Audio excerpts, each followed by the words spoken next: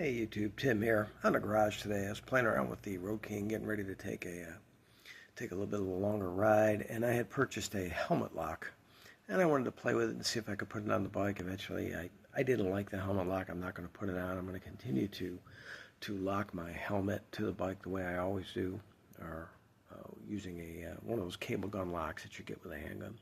Just lock it to that. And it just got me thinking about the motorcycle community in general. And I'm going to go on a little bit of a rant here. One of the great things about being my age is I really don't care what people think of anything I think of or anything I say anymore. So it's just my thoughts. Take them or leave them. You know, if you like them, give me a thumbs up. If you don't, give me the middle finger. Really don't care. But there's much made of the motorcycle community, the brotherhood of motorcycle community.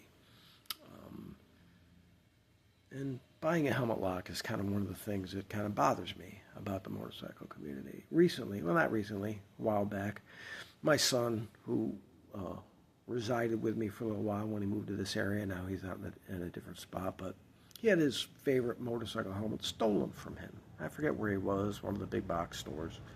He came out and his helmet was gone, and it was his favorite helmet. Now, the thing about that bothers me is I never got on a motorcycle without a helmet, and a good helmet. I buy good helmets. For that reason, I was in a motorcycle accident back in 1988, 1989, and at the time I was wearing a brand new Bell helmet, and in the accident the helmet got severely damaged. However, my skull did not. So I won't get on two wheels without putting a helmet on, ever. And neither will my son.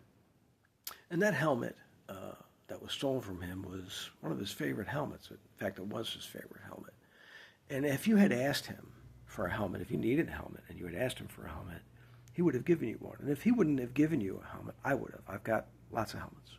I recently gave a brand new helmet to someone who purchased a scooter for me. My wife and I bought a scooter to play with.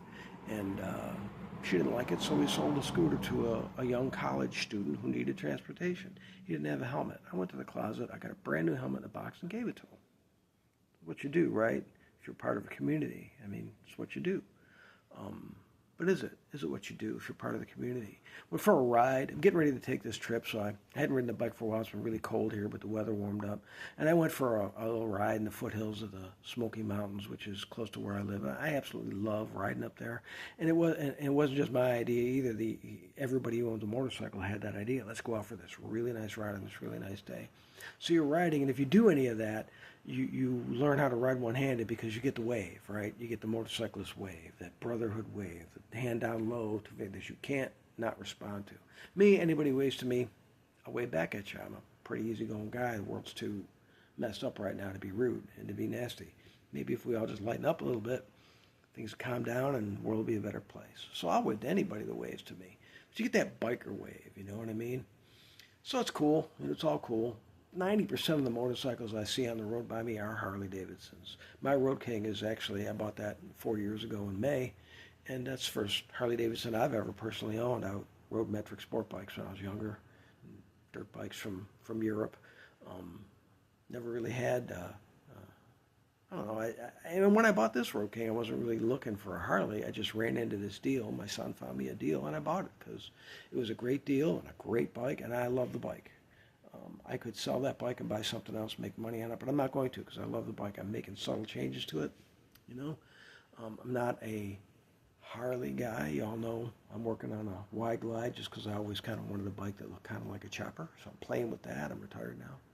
But, and that's part of the story. This biker community, right? This big motorcyclist community. And we all help each other. If you see somebody on the side of the road, you stop and help them out. Make sure they're okay. Help them out. You know, so I bought that wide glide, and I was doing something fast. I was in the middle of it, and I didn't have a torque specification, and so I went on, and it's not the first time it's happened to me. It's happened to me a lot of times actually. I have since purchased a manual for my wide glide, but at that time I didn't have one, and I was doing something. I just wanted the torque spec for a particular fastener. So I went and searched it on Google, found all these Harley Davidson forums, and every forum, every time I would pose a question or read anybody that posed the question, the response that I saw was unilaterally, get a manual. Thanks. Thanks for the help. My brother's on two wheels, you know. So, yeah, I purchased a manual. That's what I did. But if you're going to be that guy and not give me a torque spec, especially if you have it, then don't wave to me when you're riding your motorcycle, because you're a dick. I don't want anything to do with you. Me, if I've got a manual for my 09 Road King, and I've got a manual for my 97 Wide Glide, which covers a bunch of dynas. You need a torque spec? Hit me up. I'll look it up for you. It's no skin off my nose. If I can help you out, I'd be happy to. But don't say and don't act like you're part of a motorcycle community if you have information and you won't share it with somebody in that community.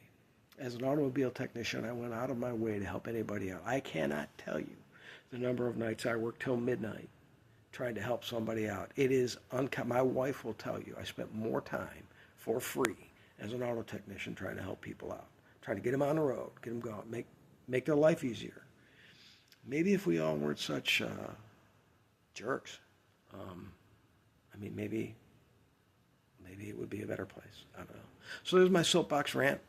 I'm not going to stop waving at you.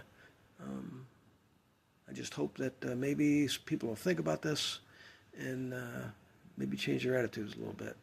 Need any help from me, let me know. I'll do whatever I can. Everybody have fun. I'm going to take off here Friday, head up to Charlotte, and I'm going to head south down to Ocala and then over to Daytona. I got a little bit of riding in. I can't wait. I've never been to a motorcycle rally. I'm not going to spend a lot of time there. I'm old. I'm sure that's more for a younger crowd. We'll see. Never been to one. But I'm going to have fun. The weather's getting better, so I'm going to have fun. And I will be locking my helmet. Take care.